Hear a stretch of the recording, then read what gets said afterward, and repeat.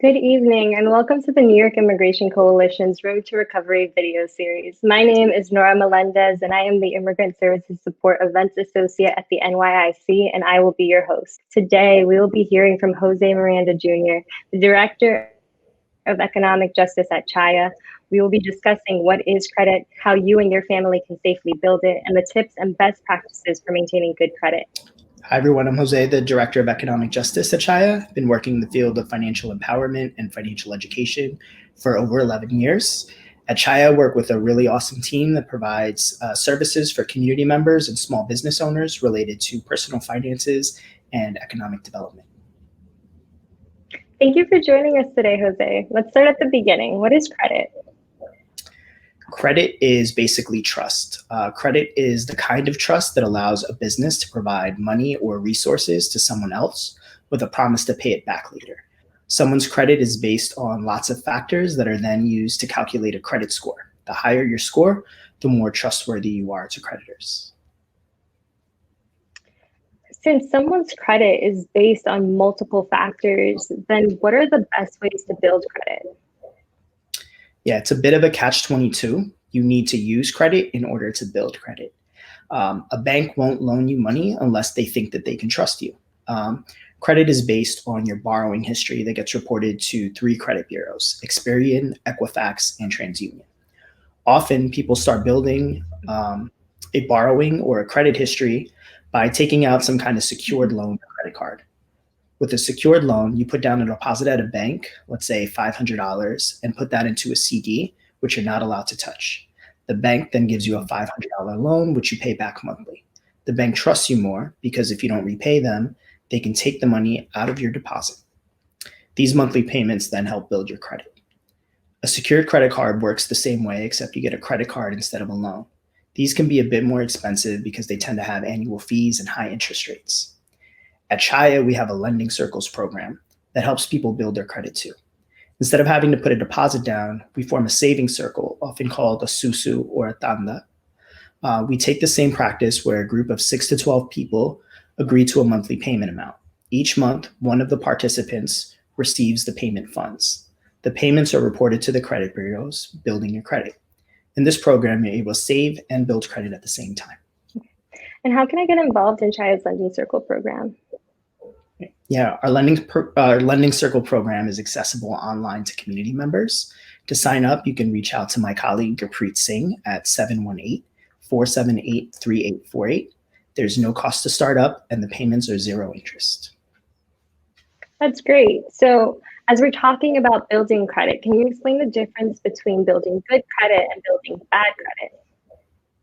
Yeah, good credit means you have a long history of borrowing and repaying money on time and in full. It means that you manage your credit well. For example, you don't max out your credit cards.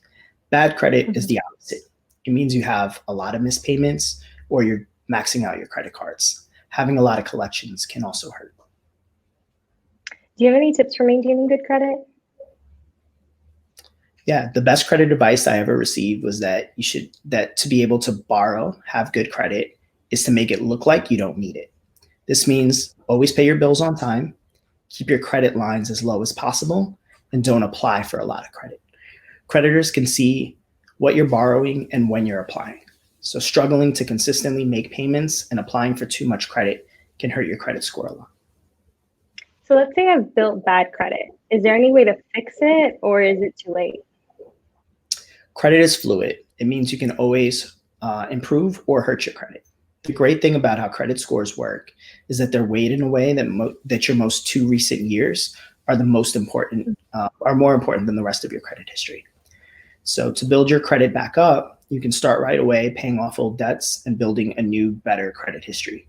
Once your debts are paid, you can use a lot of the same strategies as starting to build credit fresh: a secured loan and credit card or a lending circle. And if I don't have a social security number, can I still obtain credit or set up a bank account? Yeah, we get that question a lot. Banks don't require a social security number to open accounts or to borrow money. You can do either with an individual tax identification number or an ITIN. I've heard that my loan options depend upon my credit score. Is that true? Yes, the most trustworthy borrowers, that's to say those with the highest score, get the best terms. If you have a low score, you can be denied or pay a really high interest rate compared to someone with a good score. So for something like a car loan, that could mean you're paying thousands of dollars more for the same car than someone else would pay if they had good credit. So are loans ever a good idea? It all depends on what your needs are. Loans are good when you need a specific amount of money all at once, like buying a car. But first, I'd say that you should never borrow more than you think you can afford to pay back. You should take a look at your income and your expenses and make sure you have wiggle room. If the payment is higher than you can afford, consider finding other ways to borrow less. Or if you don't need a lump sum all right now, maybe it's to make repairs at a home over a few months, a line of credit might save you from paying some of that interest. A free financial counselor, like the kinds that we have at Chaya, can sort of help you figure out what the best path forward should be. Where should community members go if they have more questions? Yeah, community members can talk to one of our counselors at Chaya about any credit or debt-related questions. They can reach us at 718-478-3848 and ask for Tristan for a financial counseling session or Gurpreet to learn more about lending circles. Thank you, Jose. Now we will take questions from the audience. So our first question is there a required income level or cap to participate in Chaya's Lending Circles program? No, there is no income level required at all. We don't check credit history at all in the past. And the group themselves will come together to decide what the payment amount will be. The minimum is about $100 per month. Okay. And we also have another question about how you can trust a Susu. So the benefits of doing a lending circle through Chaya versus doing it informally with the group is that we take the money directly out of everyone's bank account on a monthly basis. So this way, because we're in charge, you don't have to worry about anyone forgetting not to pay. And if someone doesn't have the money in their account, Chaya will follow up with them and make other arrangements to make sure that everyone is receiving all of the money that they need. Okay, got it. And then what are the benefits of having credit? The benefits of having credit are huge. All kinds of people will check your credit report, even if you never need to borrow money. So if you want to rent an apartment, they'll check your credit history. If you want to, outside of New York City and other parts of New York State, your employer can check your credit report before offering you a job. Insurance rates, car insurance, those are all linked to your credit score because, again, it's all about that trust and level of responsibility. So they kind of use this fair or not fair as a way of judging how responsible you are. What is a credit report and who can see it? So a credit report is put together by those three companies I mentioned before, Equifax, Experian, and TransUnion. And it's basically a listing of all of the accounts, all of the times that you've borrowed money and what your payment history is. It also includes information around your application. So this is publicly available information. You can view your credit report. It's really important that everyone check to make sure there are no mistakes. You can go to annualcreditreport.com to get one free report from each of the three bureaus once per year. And no one else can really pull your full credit report without your authorization. So they'll need your signature and permission to pull it. Usually, again, it's around applications for credit, applications for an apartment, things like that. Okay, and is it possible to lower interest rates on a loan or credit card?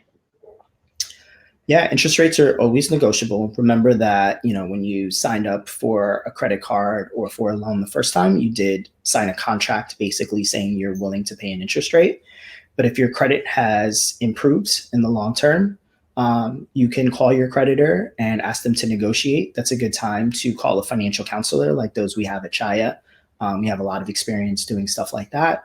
And if they're unwilling to give you any better rates, they can. A financial counselor can also help you figure out how you can refinance your debt. That is, move that debt to another financial institution that might offer you a better rate.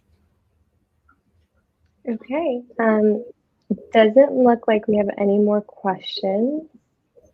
So thank you again, Jose, and thank you everyone for tuning in. To stay involved with the New York Immigration Coalition, follow us here on Facebook, Instagram, and Twitter. Stay safe, take care, and enjoy your evening, everyone.